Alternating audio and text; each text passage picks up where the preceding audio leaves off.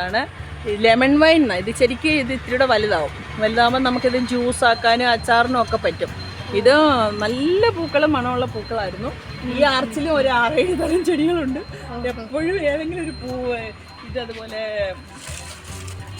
Sand paper എന്ന് പറയുന്ന ചെടിയാണ്. അതും പൂ കഴിഞ്ഞു കണ്ടോ. ഇത് പൂ കഴിഞ്ഞു. ഇത് കണ്ടോ, നമ്മൾ പണ്ട് സ്ലേറ്റിലൊക്കെ വരയ്ക്കുന്ന അതിൻ്റെ പേരാണ് സാൻഡ് പേപ്പർ എന്ന്.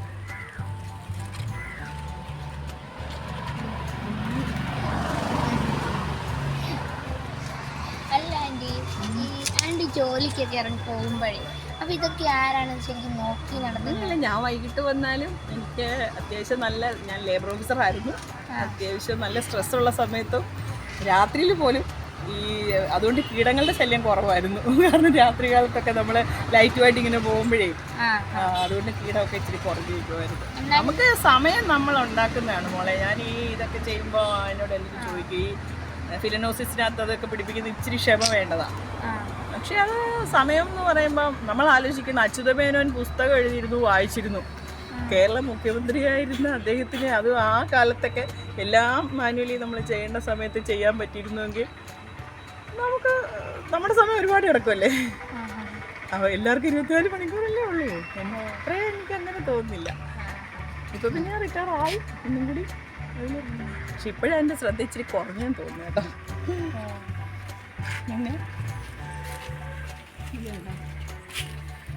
ഇത് നല്ല വൈകുന്നേരം ഇറങ്ങുമ്പോഴാണ് അറിയുന്നത്. ഇത് മണം വരുമ്പോഴാണ് നമ്മുടെ ലാങ്കി ചെമ്പകത്തിന്റെ പുതിയ വേർഷനാണ്.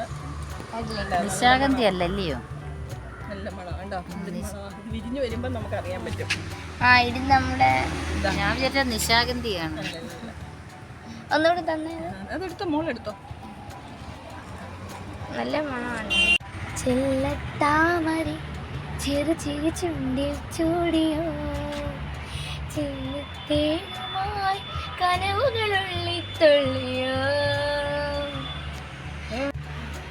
അപ്പൊ ഈ പൂക്കളൊക്കെ നന്നായിട്ട് ഇപ്പൊ ഈ മഴയൊക്കെ വലിയ മഴയായിരുന്ന കാരണം എല്ലാത്തിനും അലങ്കോലപ്പെട്ടിരിക്കുകയാണ്. അപ്പൊ ഇതെല്ലാം ഒന്ന് നന്നാക്കി വെച്ചിട്ട് ഞാനേ നന്നൂട്ടി വിളിച്ച് കാണിച്ചു തരുന്നതായിരിക്കും.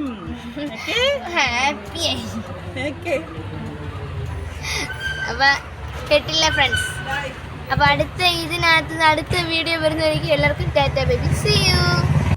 പോയിരുന്നതാ. പിന്നെ ഇപ്പൊ അത് ഇതൊക്കെ കണ്ണാടി ചെടി തന്നെയാണ്.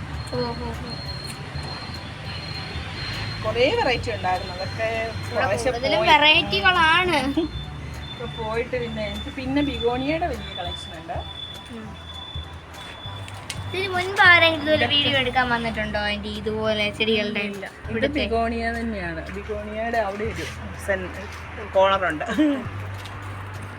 ആരും വന്നിട്ടില്ല അല്ലേ ഇതുപോലെ വീഡിയോ എടുത്തിട്ട് പോവാൻ? ഫസ്റ്റ് ടൈം ആണോ അല്ലേ? ശബ്ദം പറയാൻ പറ്റുമോ? ഒരു സ്ഥലങ്ങളുണ്ടല്ലോ.